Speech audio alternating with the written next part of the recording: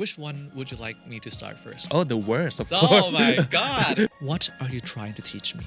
At first, I was reluctant to do that. But then she said, I mean, the prize is big. His hand was on me. Oh, just like that? No preparation? Yeah, no preparation. Oh, impromptu. I was struggling so bad because bro, to speak of that topic in Thai was already hard. I know.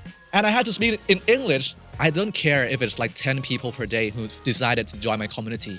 But those 10 people, I know they would be really, really having a good time with my content. Viral doesn't last. Community lasts. That is what I have been focusing on for the past 2 years.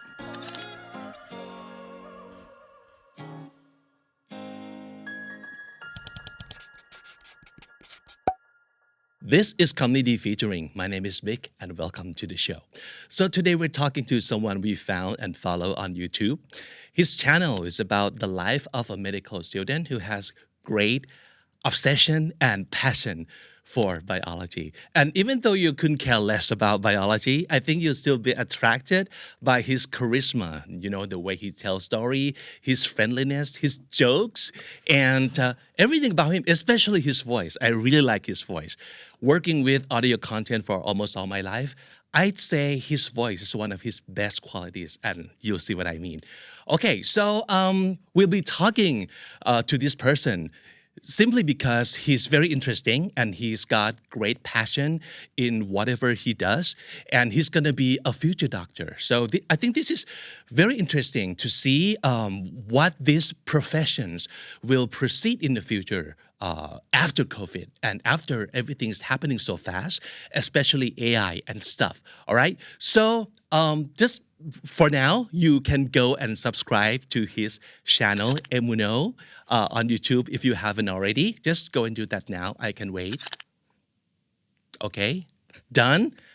All right. Now we go talk to him. สวัสดีเอมครับ สวัสดีครับพี่ Thank you for coming. เอม ธนรัตน์ปฏิญญาศักดิกุล That's your full name.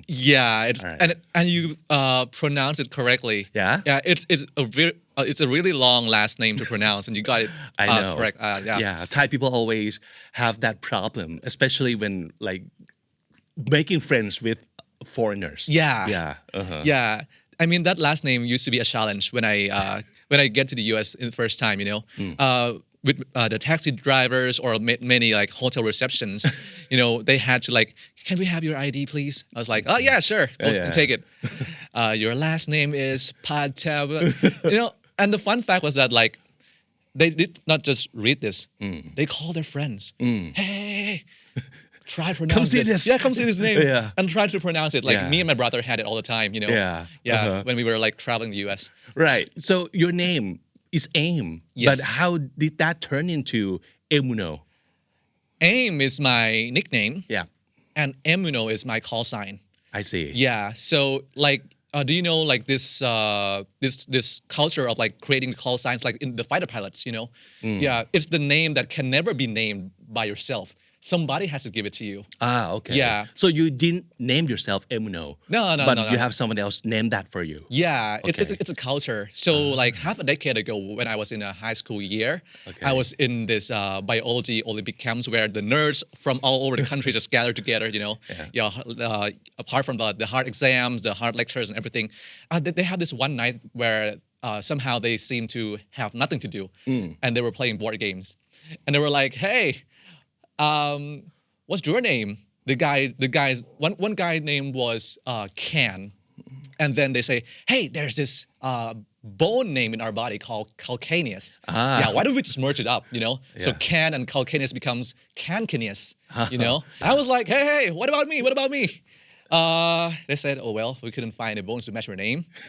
However, in this biology camp, there is this word called immunoglobulin, which is the technical term for antibodies. In our immune system. They say, what if we just try aimmunoglobulin? Wow. I was like, oh, I like that one. I really like that one. Yeah, and I have been using that name since then. However, when it comes to YouTube, immunoglobulin seems to be a little bit long, so I just cut it down to aimmuno. Yeah. See, I love the story already, and you're really a great storyteller. Just the story had that how you get your name is already interesting and very intriguing. And you've got this sentence on your channel banner. And it says เรื่องเล่าไว้ฟังตอนกินข้าวเย็น so is there any particular reason that you think your story would be best listened to during dinner time? Well, yeah, we can go all the way to like the statistics, how the viewers are active during the evening time, the demographics of all things. But back then, the only thing that I thought was like, this decision was made intuitively. So when I published the video, I just asked myself, like, if it was me, like, what would be the most relaxing time to consume the content? And I was like, I have this person now in my mind, like, if I were to like maybe just eating like noodles or like sipping a tea in front of the TV in the evening and just find a story to enjoy, I think that would be the best time. That's why I found it like just type it down เรื่องเล่าไว้ฟังตอนกินข้าวเย็น People do that. I do that too. Yeah, we do that. Like we eat in front of our computer or our tablet, have anything at all on YouTube, like accompanying us, and like most of the time. Anywhere that you can find a great storyteller tell us fun story and that would make dinner even better I think yeah right yeah so looking back statistically it worked the YouTube they have this what do we call it the YouTube studio feature right where it shows how the audience are interacting with the video at what time does it peak what this sentence just aligned with my viewers' behavior. But it's coincidence because I just made it intuitively. So, by the way, most of your like 99.9% of your videos are in Thai. You speak Thai on your channel, and already some of our team members. At Comedy already your fan, right? Thank you. And they recommend your channel to me, and then that's why I just go and follow and watch your content. But actually, there's one video that helped me decide that okay, definitely I want this guy on my show. Okay. Do you know what that video is? Want to guess? There are many videos, but if I were to guess, it should probably be some videos that is related to me speaking in English. Sure, So it's เรื่องเล่าเมื่อฉันหลงไปแข่งพูดสุนทรพจน์ That's the one because that's the only one that I can found you speaking English on your video. So this episode is you reacting to your old video of you entering and performing on your speech competition, like back when you were in high school.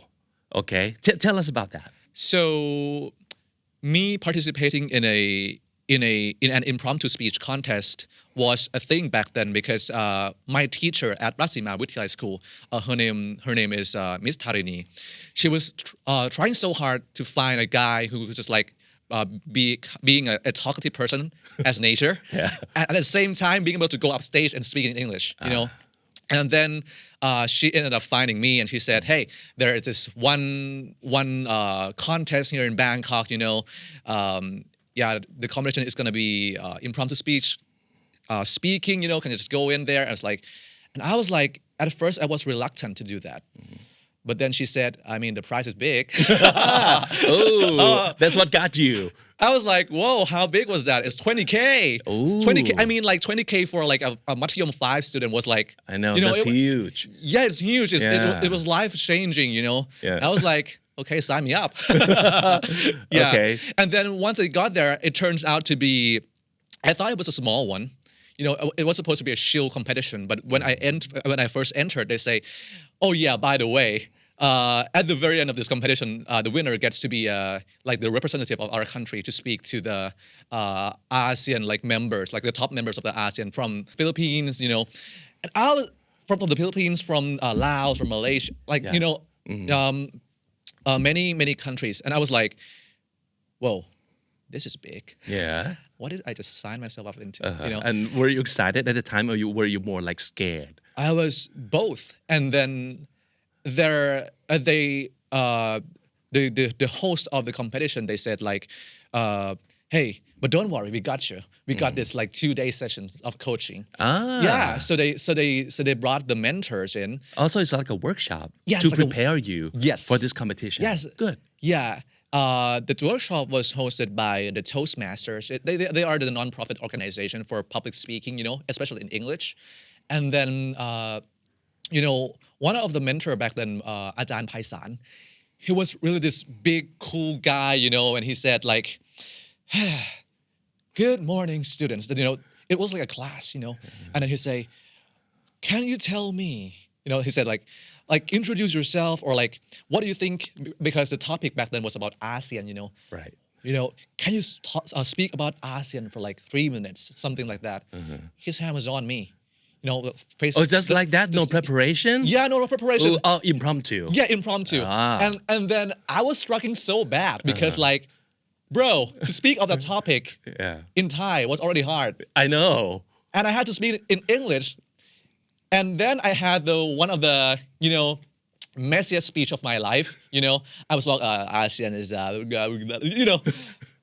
But then one thing that what Ajahn Paisan did back then was that he was very calm and he was very supportive, like, oh, it's okay. Yeah, you still got like a few more weeks to to push yourself up. Obviously, you need to work on this. Yeah. Yeah. Yeah, but at the very end of the day, that was like my first big impression with impromptu speech, and then I was like, heck no, I ain't gonna be able to do this, But then Ajahn Paisan just like, okay, give me a topic, just give me one topic. Wow. And then like a random guy just said, can you talk about like financial investing, And then I could not remember Ajahn Paisan's full speech, but the way he said things back then, it has opening structure. It has like the story in the middle and the conclusion. He did all that within like 5 seconds of 5 seconds of like after a random guy just told him the topic, And that was like, wow, I'm amazed. And that was got me really into public speaking and like impromptu speech speaking. Yeah. Right. And what did you learn from this 2-day workshop? I learned that everything starts with your mind. Like, no matter how hard the task is, the mind's gotta say yes first. Yeah. Okay. Because like, if you were to be a guy who gets put onto the stage and speaking to like hundreds of audience at once, you just have to be strong inside. You have to be inside from your soul. So to me, I think that was what Ajahn Paisan and his team taught me. So psychologically, it has to begin there. Strong mind first. Strong mind first. Yeah. Yeah. Okay. Because like if he said that like, and this one my mom also told me, she said that like, if you were to go up to the stage, if you were like one big person, like think of yourself as Barack Obama before you step onto the stage. If Barack Obama is standing right here, what would he do? What would he feel? Wow. And what would he say? Okay. You are Barack Obama. You are the lion, and then just you go up there and you be that lion. And I was like, yeah, it has to begin from there.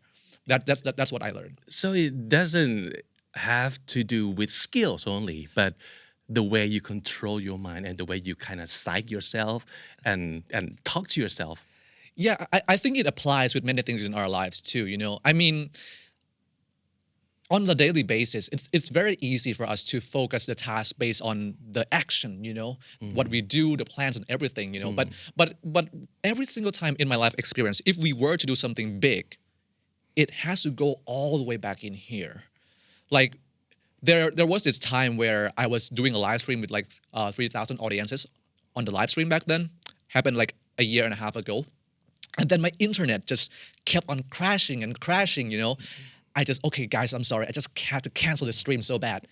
And then I just restarted the stream and it did not work. My, thousands of audiences were like, oh, PM, hey, can you try again? They really wanted to talk to me. That night, it happened 4 times. I had to close my stream, come back up again, close my stream, come back up again. And in the 4th time, I say, oh my God, this ain't gonna work. I'm not gonna waste my audience's time. I mean, this night is really good night. I mean, it's like 9 p.m. they could be spending time watching Netflix or like Disney Plus, streamings or movies, than rather than just coming to watch a guy who couldn't manage to keep up his stream quality. Yeah. I was about to decide to cancel back then, so I called my mom. That night I called my mom, and then she said like, "Aim, listen. Those 3,000 people are there. They're not going against you. They are actually waiting for you. They are actually helping you. In their mind, they are really waiting for you to come up. They are really helping you from inside. You have to feel it. Just never dare to let them down. Never dare." And I was like, she was right. So I go up again one last time. But this time, technically, I fixed all the things up, and then it worked. Eventually, it worked. Back then, that night was the one profound moment that taught me that like, when doing big things, it has to, you definitely has to be strong, but strong all the way from the inside, So, yeah, I think psychologically and the mental health is really important to do something big. Yeah. You mentioned your mom twice already. Yeah. And besides Ajahn Paisan, I've learned that she was a big help for you too in preparing yourself for this competition. And also your dad. Yes. So how did they help you? Well, to be frankly speaking, I think that I was very, very fortunate that my mom has been in the field of public speaking when she was working in a public sector company back then. So she knows how to guide me through the body language, the voice, the tones, and everything, And then my dad just filled up the other part by like, he has been in this industry of writing emails and like writing consulting papers,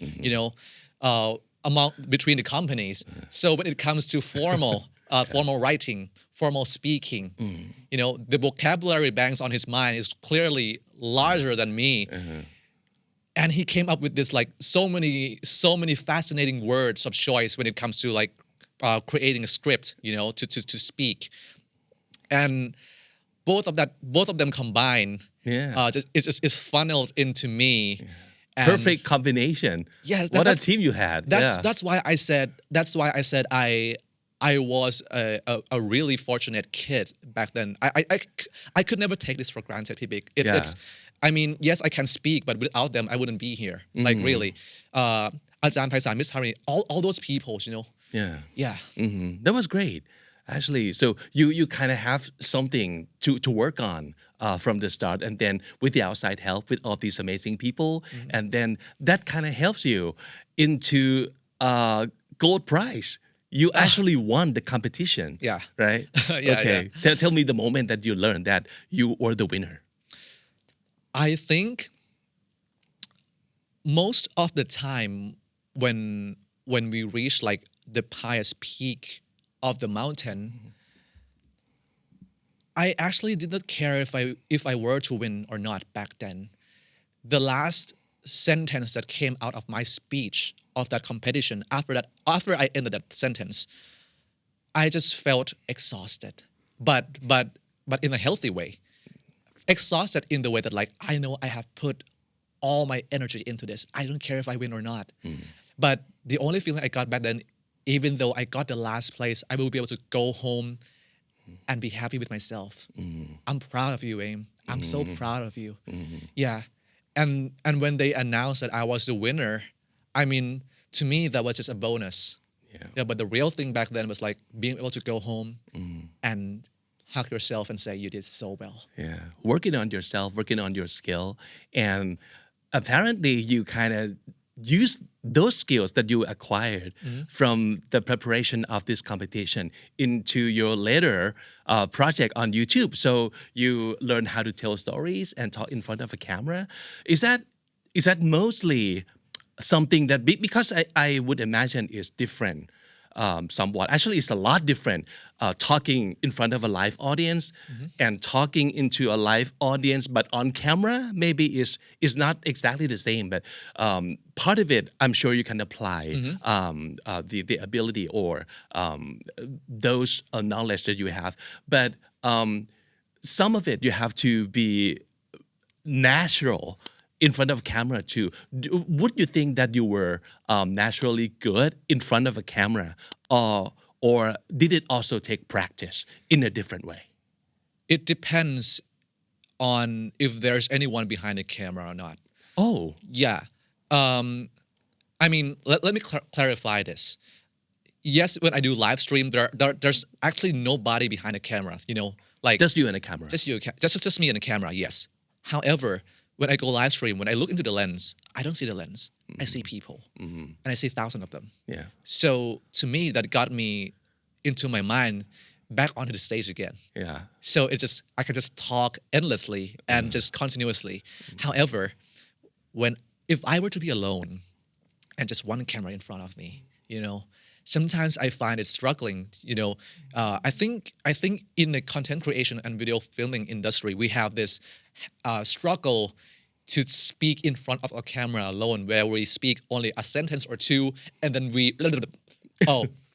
maybe we have to start again, and then another sentence. Let me do another take, and it ended up ending like 20 to 30 takes. Yeah. And this 20 to 30 numbers is not crazy. It already happened.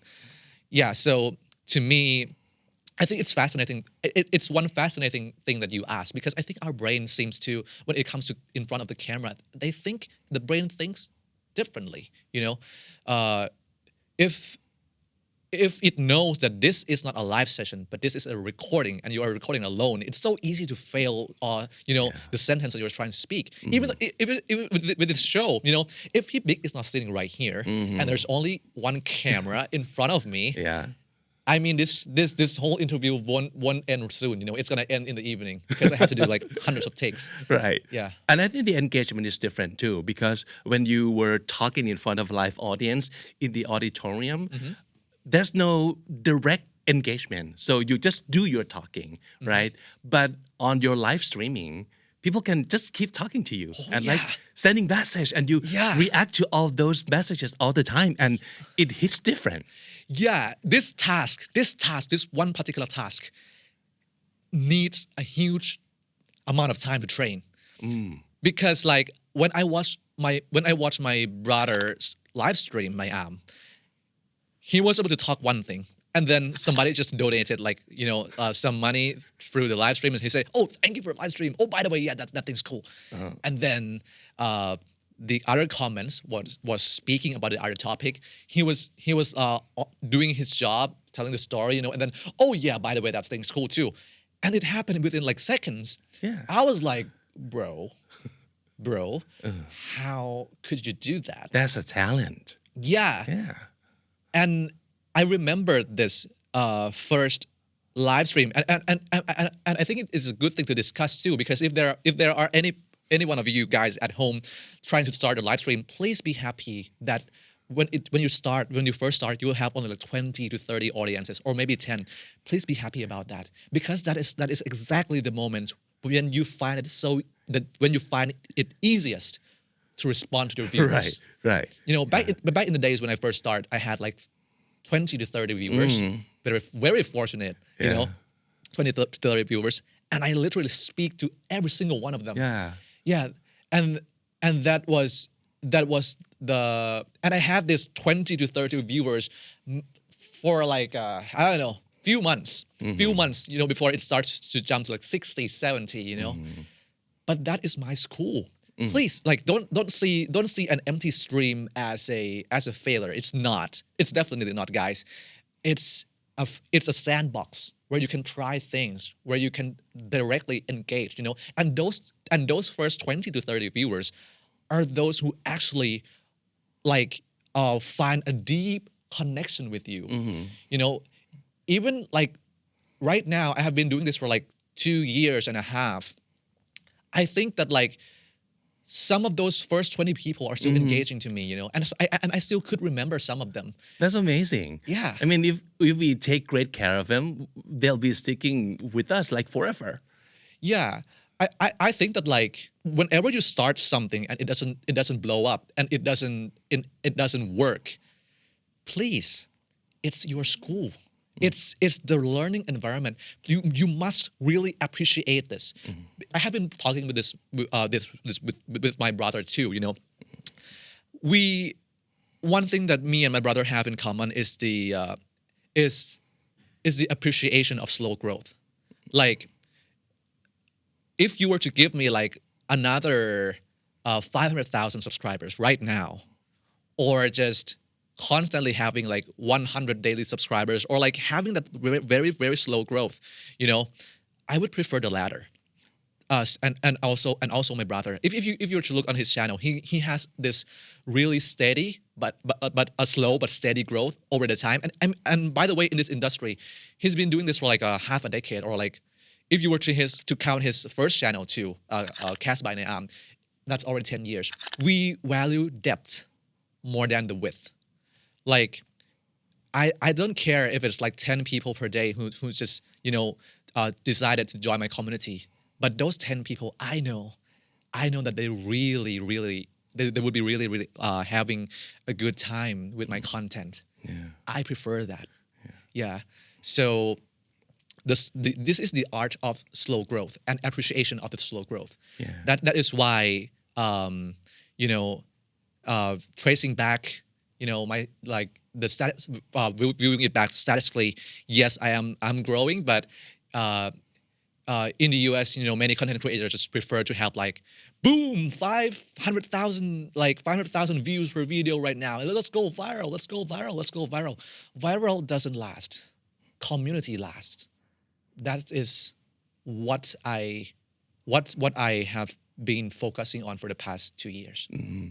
So I can see it now that it actually runs in the family. Your mom, yourself, your brother, which is Nayam. And by the way, he was always welcome to be on our show as well, because we are also a big fan of his. And what else do you learn from your brother Nayam about the content creation or video making? Value. I think he doesn't teach this to me directly, but from speaking with him like again and again, I find that the most important thing when it comes to content creation is value and transparency to the audience. I mean, this is one thing that he has just discussed in his channel recently, though, because like along our growth as a content creator, there will be so many brand deals, there will be so many sponsorships coming in a way, and yes, growth in terms of audience is one thing, but growth in terms of YouTube industry is another thing. When we want to expand the team, financial is another thing that we have to consider about.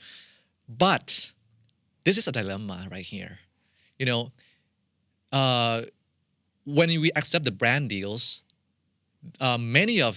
most of them will say, "Can you please say this?" I mean, this is really one crucial thing. The other thing is that the creative freedom is diminished.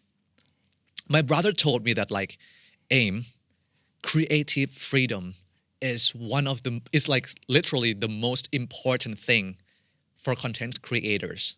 Think long term, because these two things, the creative freedoms gives you the ability to provide the real value you want to deliver to the viewers, right? This is what make a YouTube channel last. There are so many case studies where the content creators just fall down to the brand deals, and then they ended up losing their community, And this point happens with every content creators. I think it happens in every single industry, this pivoting moment. Yeah. If you choose the brand deals right now, yes, you grow. You can expand. but for how long? So this is why I have been so picky about the brand deals. It has to feel right for me and my audiences, and it has to, I have to be able to say the brand with confidence that if it was me, I would use them too. Yeah. So if you look on my channel, we ended up having like a few of them. Yeah, and we declined almost like my manager is sitting right here. He's the one who has to decline all those brand deals. We declined like if I were to count, we declined over almost 100 right now, and only like 3 or 4 just be able to stand, because to me this is long-term decision. What I have been trying to do is that like the viewers right here, the brands right here, don't think of them separately. They are the same. They are both elements in the community. That's what happened. That is why when my brother wants to say, hey, want to try Optus, do you want to try Grenade, something, the fans are like so crazy, people are mentioning Optus, Grenade, yeah, 4 to 5 degrees.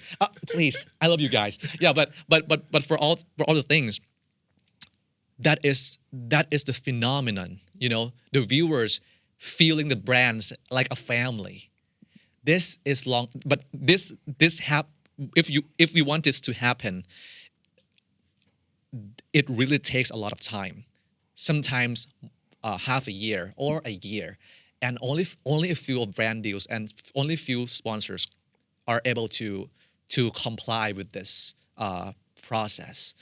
Yeah, that is what my brother has taught me. Yeah, that is great. So long-term value, and the brand sustainability. I think that's one thing that all the creators have to keep in mind. That's great advice. And another obvious question before we move on to the next topic, and we really have to ask you this. It's just because we are a community. So how do you practice your English to be this good at this level that you're using? Wow. Because you didn't go to school in United States or in Australia, right? You just like a Thai school kid. But you can train yourself and teach yourself to be this good in communicating in English. And how do you do that? Apply. One word, apply. I mean, it's so easy for us to digest the knowledge, the grammars and everything, I mean, this learning process has been taught in our school, but not so many schools give the students opportunity to apply these skills. I was studying in my primary school year. I was studying at Assumption, Nakhon Ratchasima, and then it was fortunate that there were some foreigners there. To me, I think having the habit to like, if I see a foreigner, I don't walk away. I go straight into them. This also happens with random situations. For instance, if I were in a mall, my mom encouraged me to say, hey, there's this guy from, I think he's Australian or like he's from the UK. Why don't you just go and say hi? And she's just like, if you go and speak to him, I'll buy you some foods or like something that I like, as a reward in return. So in a mall, I would definitely go walk straight into the stranger and say, hi, where are you from? How are you? And that, I think that was the seed that my mom has planted into me back then. Yeah. And this habit of being having the courage to talk with strangers in English is I think it's one most important thing as a foundation to apply that English skills. And I have been doing that consistently, over and over during my younger years. So in this case, bribery works. Nice going, Mom. I think that's great technique to teach your kid or to encourage your kid. in a very healthy way right I think that fear this word fear it happens with not only in English speaking but on many circumstances for instance have you ever feel that you are scared of for instance if you were to compete with someone or your classmates have you ever felt scared to compete with them or like to being close with someone who is really like they are really expert or like they are like the elite of the academic field of course yeah because comparison I don't want to be close to this guy because like when the grade comes out oh my god I'm busted I viewed this differently if I see a guy so strong and so talented so genius I walk straight into them not to punch them not to like not in a challenging way but hey you're so strong can you help me develop these skills too can you help me and nurture me to be as close as you too can you provide me some of your experiences I want to be better and I want to learn from you this mindset is what I have been using since the high school years because in biology Olympic fields there were monsters some of them it's crazy but some of them has been studying calculus since they were in primary school wow they were able to integrate formulas since the primary school this I mean guys I thought this was exaggerating I thought this was exaggerating too but trust me I faced them and this is real yeah from those people where you see that they get the gold international Olympic medals I mean not all of them but some of them have started the journey just like this not because that they're forced please they started doing calculus since primary school not because they're forced but they love it some people just find these I mean just let them be but the point to me is that back to the fear part I had to be close with these people in my high school years the bar was so high I was kicking myself so hard too but goddamn I know I will never reach that level because I couldn't go back to my primary school years and practice calculus like them no I cannot however I see this as an opportunity hey man you're so strong I admit it you are so strong how about we have a talk for an hour talking is receiving mindset is receiving the energy from the people you are listening to and I do this so often it's probably that it's like going and talk to the strangers in English but this time having the courage to hey can you teach me can I go do this to me yeah and the fun thing is that like the more you do this the more you try to find the experts in the field the more you try to see the elites when you find one when you find the first one you will always start to find the second one and the third one and the fourth one speaking to one guy is a really big jump for me speaking to the two guys is an enormous jump speaking to the third guy is even more enormous jump so when people come to me and like PM I feel so distressed having to compete against this guy hey he's your teacher this is school this is your school just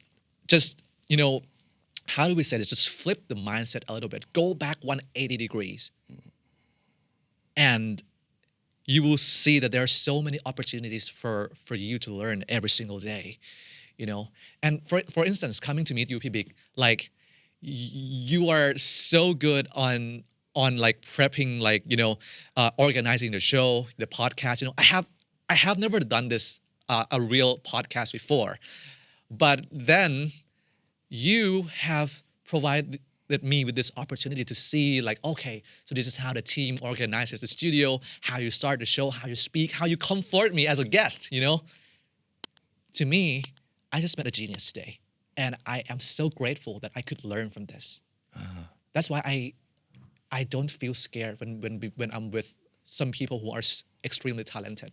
I feel delighted. Wow, I instead. think it needs to start there because we keep hearing about this lifelong learning thing, and the learning whenever and forever could sound very scary for a lot of people because that would mean that we have to challenge ourselves and accepting ourselves all the time that we're not good enough. But to you, it's a healthy thing and it could be a fun thing to go through because every time you feel this, you'll end up learning something and you'll end up getting better no matter what. ใช่พี่บิ๊กถ้าเป็นภาษาไทยคือถ้าเจอคนเก่งผมไม่ได้วิ่งหนีถ้าผมเจอคนเก่งผมวิ่งเข้าหาวิ่งเข้าหาเลยมันคือโอกาสที่ได้เรียนรู้ครับพี่ เป็นวิธีคิดที่ดีมาก just flip the way you used to think about things like a little bit not a little bit like 180 degrees like you said but it could sound like something very hard to do but it's not about how hard it is but it's about the way you think about it I think that's such a great tips and I think if you have this mindset you can keep doing better and greater things all through your life so the next thing we have to talk about which is another big part of yours is that you studied to become a doctor where are you right now on your journey to be a doctor I am about to end my 5th year studying medicine. So therefore, the next year will be called extern year, which is the final year of studying. Okay. So yeah, somewhere around that. Cool. All right. So looking into the future and especially after COVID, after everything changes so fast and will keep changing the entrance of AI into practically everything and all the industries.How do you see the future of this profession? Like doctor in the future, what will they have to do or be? You mean the question is about like what would the industry be like with the AI and technologies involved? Is that your and everything else? And everything else. So, I mean, I'm positive about it. The question that you are asking has already been answered like 20 years ago, but not from a medical industry. But airlines industry and airplanes industries. So think like this. 30 years ago, like 50, 60 years ago, when the plane was flying in the sky, you know, the pilot has to put their hands on a yoke and a sidestick all the time, you know, and it was really tedious, you know. So what did they do? They invented the autopilot. Sure. The first version of that autopilot was being able to maintain the altitude and the heading of the plane, right? And then after that, version 2 of autopilot was able to like, okay, you want to climb the altitude, you want to descend, the autopilot can then like calculate the climb rate, the degree of the pitch of the plane. And then like give them a few more decades. Right now, I mean, it has already happened like 20 years ago, 10 to 15, 20 years ago, the plane was able to land it by itself. In fact, many of the landings that are happening today, if there are fogs on the airport, the plane lands by autopilot. You guys might not know this, but once the plane is in the air, just give the pilot another 10 to 20 minutes and it will just press the autopilot button. And the autopilot just do most of the things for the flight, you know? So what happened there? I think what is happening to the medical industry is kind of similar to this.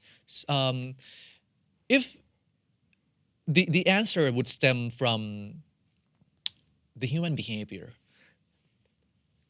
If the airline industries were to make autopilot, having the ability to take off by itself, fly by itself, and land by itself, they can. In fact, they could have done this like a decade ago. But the human behavior doesn't see it like that. I will never fly on a plane. I mean, I may be, but it's at the first glance, it's unlikely for me to fly on a plane that is 100% flown by AI. And without a pilot behind the wheels, Yeah, the same thing. I think people would be very unlikely to go on a procedures like surgeries or full diagnostic when it's 100% operated by the AI, right? The technology is there, but the human behavior, I don't think so. Yeah. Not so soon. Yeah.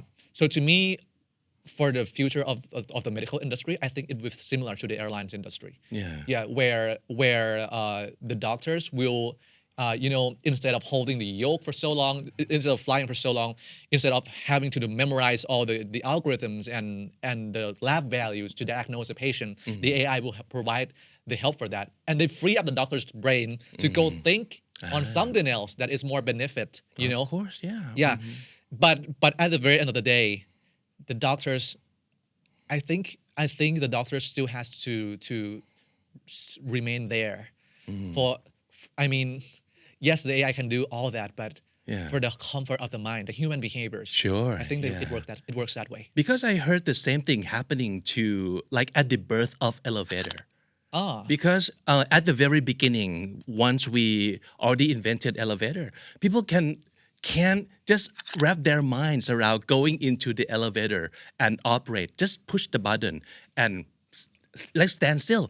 So at the very beginning, they still have to have a person in there with you and like push the button for you and act like a driver to this elevator. So just for the comfort of the mind, I think it's the same thing. Yeah. That you cannot just take human out of the equation, or like right after the technology exists. Yeah, big. And for the record, I think what I answer today is the answer based on my view at this moment. Maybe in the next 50 years, maybe people would be keen to and prefer to be diagnosed by AI. I don't know. Yeah, but for as of right now, I think they the human and the AI element has to be together. Yeah. Maybe not 15, maybe like 5 years or 10 years. But it could happen so fast and at the rate that we cannot fathom. I mean, with the fast pace of the technology these days, it's like beyond our understanding. Like, how could it happen so fast? Oh yeah, but if that were to happen and the AI is able to, complete the task 100% with accuracy, I think it would really be beneficial for doctors. Oh, of course, yeah. Yeah, just free. Like what the doctors, most of them in our industry, what they want right now is free space. I mean, for relaxation is one thing, but free space to do some other things. For instance, free the bandwidth for the doctor too. Yeah, for human mind. Let me give you this simple example. Have you ever visited a doctor in a hospital where it's so cramped before? Have you ever tried it in Thailand? Most of the time, the doctor's eyes is on a screen. They're I mean, but it's their job. They're calculating numbers inside their mind. They're viewing the lab values. They are thinking of the diagnostic values there. But this eye contact right here has been feedback to many of my colleagues and my seniors that like the emotion of human interaction was not there at all. Yeah. He didn't even look at like my way once. He was just talking to me and keep his eyes on the monitor and treat me like I'm not actually there. Yeah. I mean, I am fortunate to be able to perceive this problem from both sides and from both views, That guy who's on the screen, he slept at like 6 a.m. last night and having to wake up at 7 and have to, be with you. And at the same time, at this capacity, if I'm not focusing on this thing, I will miscalculate the numbers and I could prescribe you the wrong drugs. So this is really important. But from the patient side, oh, come on. This is exactly when like, if there's a co-pilot, like what if there's a co-pilot? What if there's something that could like provide, all right, based on this lab value and this algorithm, we have got this up for you. You can recheck it. You can recheck it. Yeah, but we think it's like this. Yeah. Still, the doctors has to confirm this result. But if this free the doctors for like maybe 5 seconds to like, hey, วันนี้เป็นไงบ้างครับ? Yeah. วันนี้เหนื่อยไหมคือ interacting with วันนี้ them เหนื่อยไหมคงอาจจะแปลกๆหน่อยแต่ว่า Yeah. แต่ว่าวันนี้เป็นยังไงบ้างอาการดีขึ้นไหมครับอะไรเงี้ย this beautiful thing of emotional interaction is one field that I would love to see in the industry. Yeah, because this industry, like being a doctor, and not just a doctor, like nurses and every all the personnel in the industry, like the health industry, this is known for like working long hours and like grinding and like having not enough time to sleep. So the technology or the AI or the future can help them with all this and provide better life and care and well-being for the professionals in medical field. Yeah, that's right. That's right. Yeah. So that's great news because we always, heard from the news that a lot of medical students like go crazy or like even sometimes like burned out and maybe just quit the industry altogether. Yeah, we heard about that news. Like a lot of students quit and decided not to going to become a doctor, and we could like in the future potentially lack enough like professionals in the medical field, and that could be a big problem. But if we put the technology into the equation and let them like help out each other, maybe we can just keep more doctors and nurses like sane and healthy. Yeah, I like the word sane. Yeah. I like the word sane. Right. Yeah. Because it's insane their schedule and their like working hours. Yeah. It's just insane. Yeah. So great news for all the medical professionals. Yeah. Good. All right. So can we go back a little because I wanted to know because you are still studying right now in school. So any memorable experience, the best or the worst that you have had studying medicine to share with us? Which one would you like me to start first? Oh, the worst, of course. Oh my God. Because that's more fun always. Yeah, but yeah. And we can end it with the good. Yeah, that's Yes. right. That's right. Right. Just to view it on the positive way. Yeah. The worst thing, I mean, respectfully, studying medicine teach you the discipline. This word discipline is really, really strong in my industry because like if we were to say 7 a.m. you have to be there at the hospital and be able to interact with the patients, see their data in the morning, see their symptoms. This 7 a.m. is like a holy word for us medical students. And this 7 a.m. they don't. Some of the faculties like some of the medical schools would go with 6:30. Some would be 6. It depends. But I'll just say the average. Let's just say 7. This holy number will always be there, no matter what happened to you last night.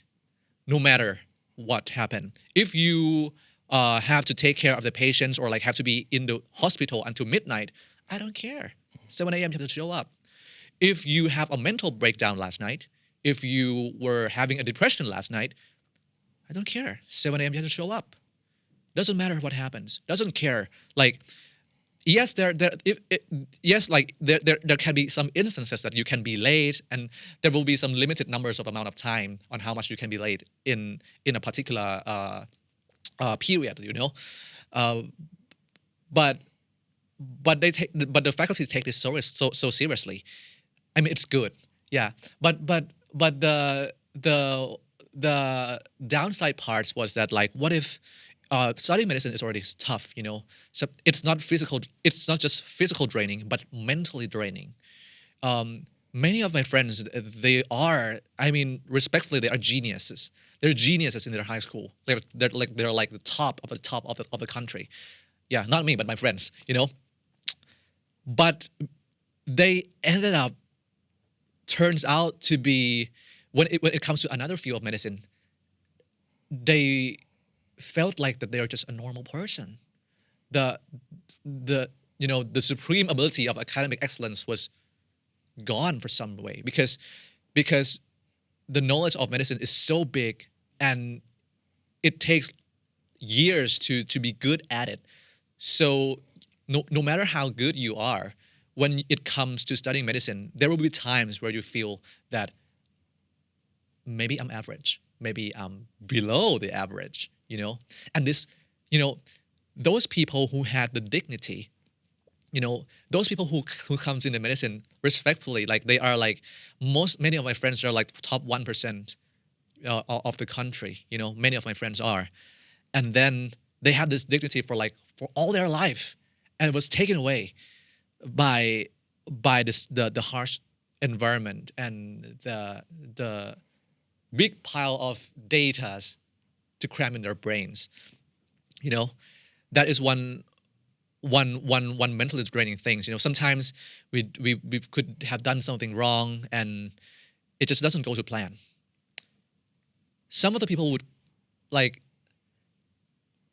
I think it happens often, especially in the fourth year, because that's the first year when you get into practice in the ward, not in the classroom, I think it happens so often that the medical students would just burn out and cry and feel bad till 3 a.m. in the morning, Sometimes they just have to call their parents and, hey, I just feel so bad. This exam coming up, I'm exhausted. And my performance today wasn't so well, Did that happen to you too? Yeah, of course. Why not? 3 a.m. in the morning. Yeah. 3 a.m., 4 a.m. Mm-hmm. And guess what? That 7 a.m. line you have to show up. Is always there. For normal people, it would be wise to maybe take a day off, But for us doctors, we can't, because if we take a day off, as doctors, who's going to take care of our patients? This is a dilemma right here. But yes, practically the system provides. The system can definitely. But sometimes in our real life, this is a medical student. But in real life, sometimes there's nobody to support us to work for us tomorrow. We can't find a substitute. Yeah. So how do you guys take care of yourself and make sure that you have to be ready yourself, mentally, physically, to be able to give great care to your patients?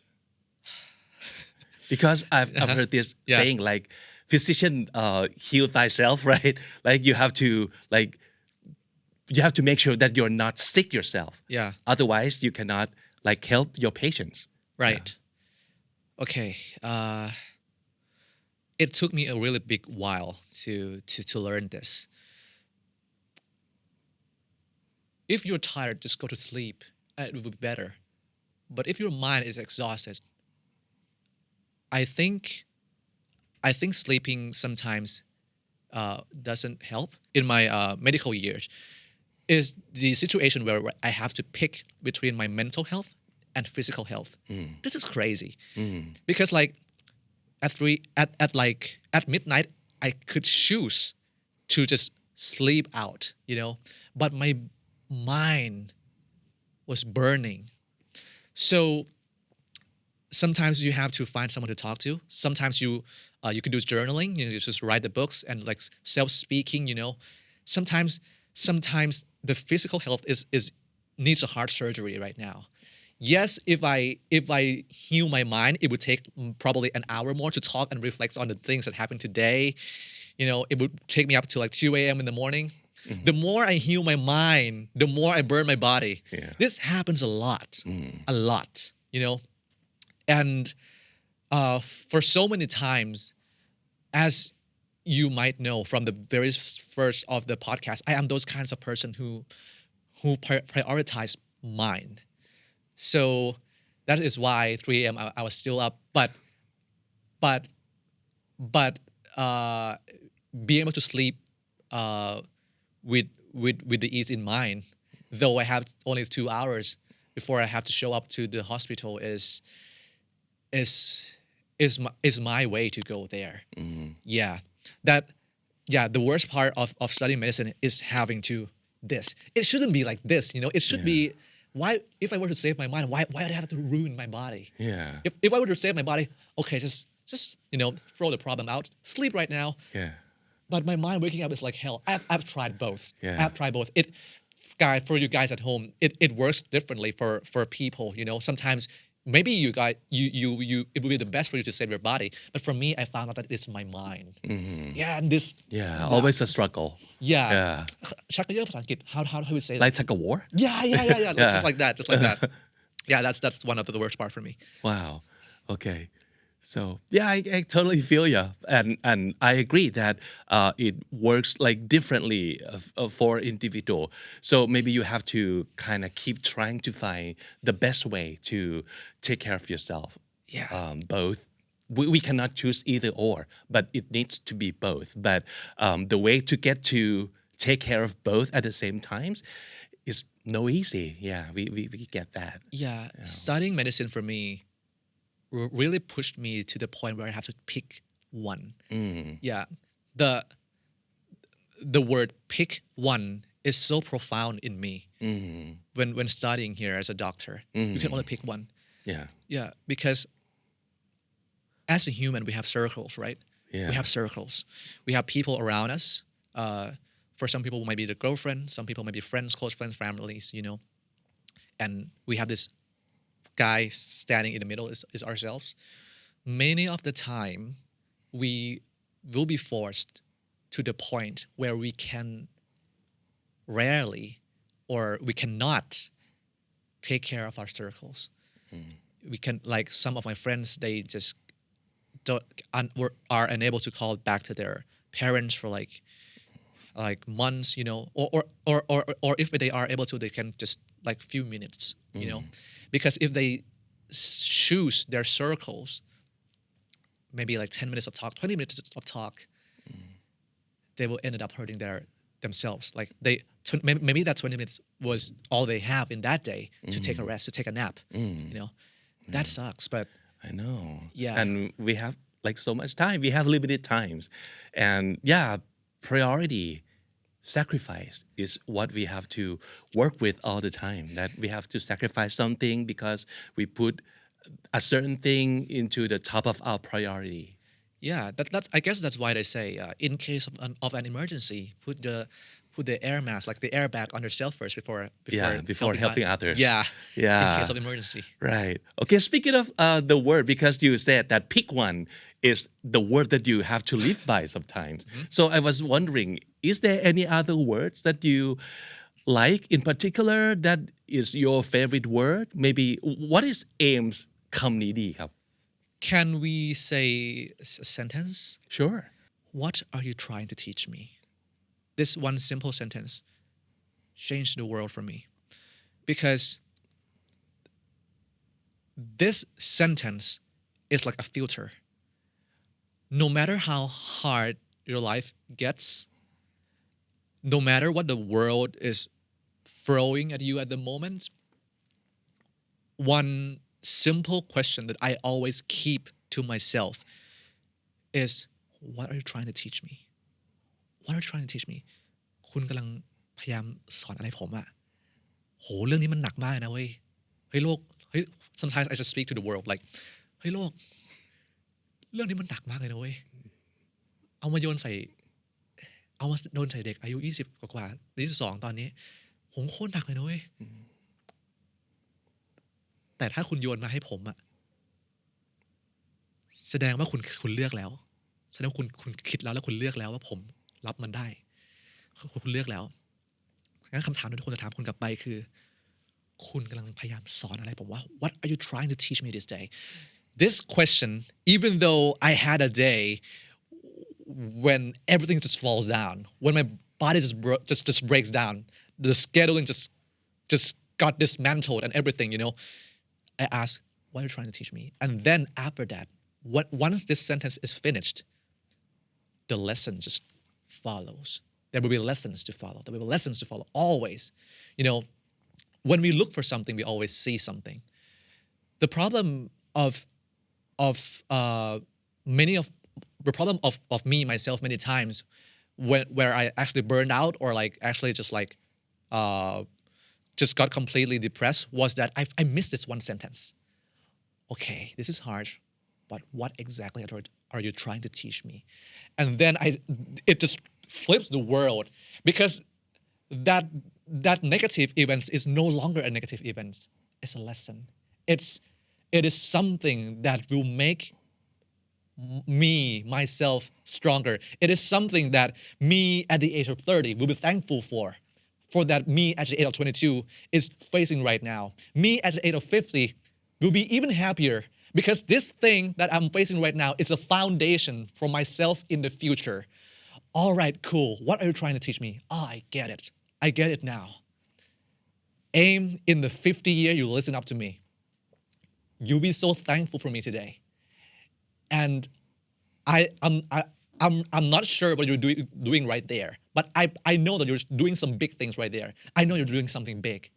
And I'm so glad that I'm able to provide the value, the experience, the knowledge that I gathered today as a foundation to your thinking process there. When I could think of it like this, many of the drastic events in my life, I would say, oh my God, thank you for coming in. Thank you for happening right now to me today. The day where I have my consultants, the day where my mom is still alive, my dad is still alive, my friends are still alive, my close friends are still in contact with me, you know? I'm so thankful. If this happens like a few years later, I'm not sure if my mom and dad are gonna still be alive. I'm not sure if my friends, that close friend of mine is still gonna be close contact. I don't know. And, but if you don't happen, no, it's not a bad thing. If you don't happen, me in myself at the age of 50 wouldn't have this certain kind of skill to use then, you know? Yep.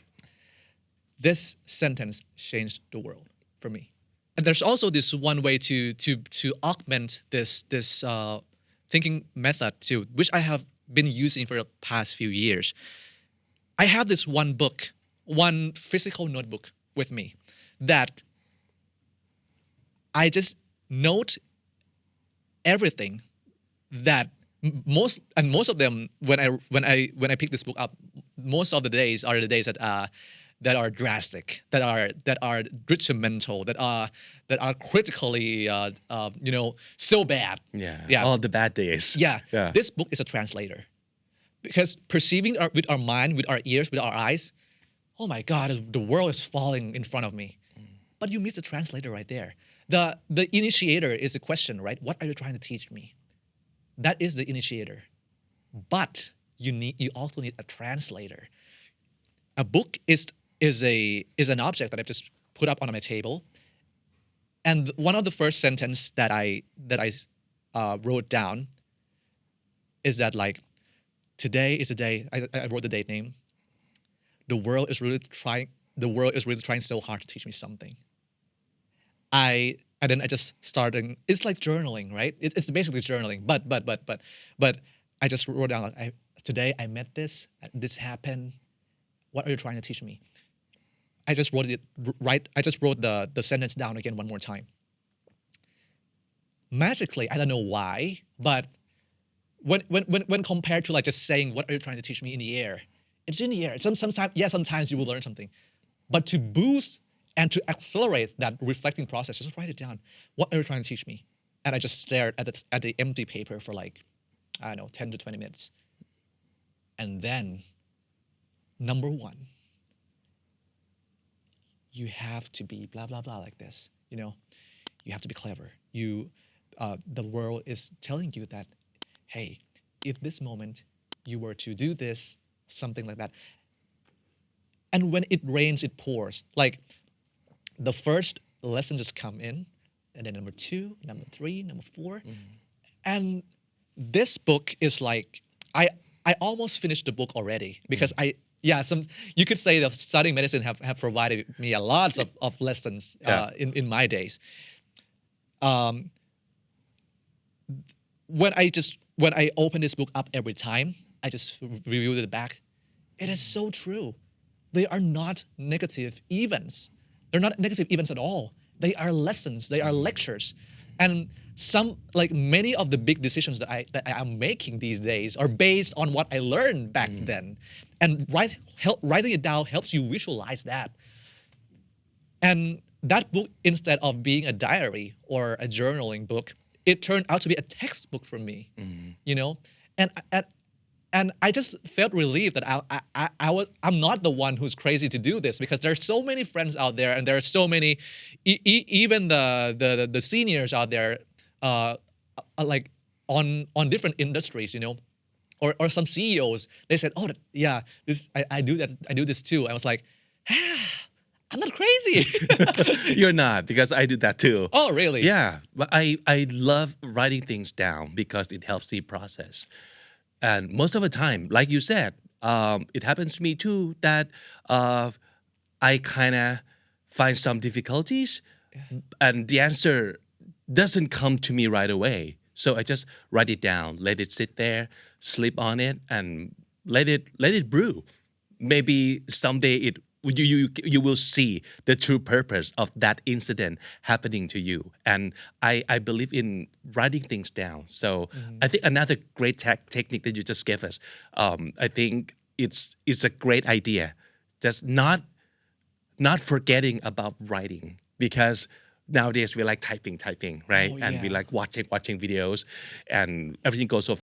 Just taking time to be with yourself, like reflecting through writing, I think is still be a great technique. And Yeah. thank you so much for reminding us that you. this is a good thing that you can do for yourself, so easy, and you can do it every day. Yeah, this is really overpowered because Yeah. with the question as the initiator and with the book as a translator, what else could be bad in your day? Yeah. What else? Right. Because I like, to me, bad things in life, to me, when looked in a long way, they're not real. They are just events waiting to be reflected and waiting to teach you. So, yeah, at first, as a human being, I mean, it is so easy to complain. Yes, I do. I still do complain these days. Like, oh my God, this thing just messed up. You know, but just give yourself like an hour or two. I look back on every single thing that happened to me, some drastic events or like some bad, you know, all those things made me who I am today. And those things are actually, if they were a person, the worst things that happen in your life, they're actually geniuses. They are actually compared to geniuses person. Mediocre bad things, it's average. It's okay. But I'm always thankful for everything that came into my life. But holy damn scale of like worst thing that could happen into you, if this were a person, this would be a genius. Oh my God. I'm so happy to translate this genius into my learning book, into my mind, into my experience. And I'm so happy that I could deliver this value to myself in 50 years, you know? Yeah. And I'm so happy that you're here with us today. Thank you for coming and talking to me for an hour. And it is the best way to spend an hour this morning with you. Thank you so much. Oh, thank you ครับ thank you มากครับ ขอบคุณมากครับพี่ ขอบคุณครับ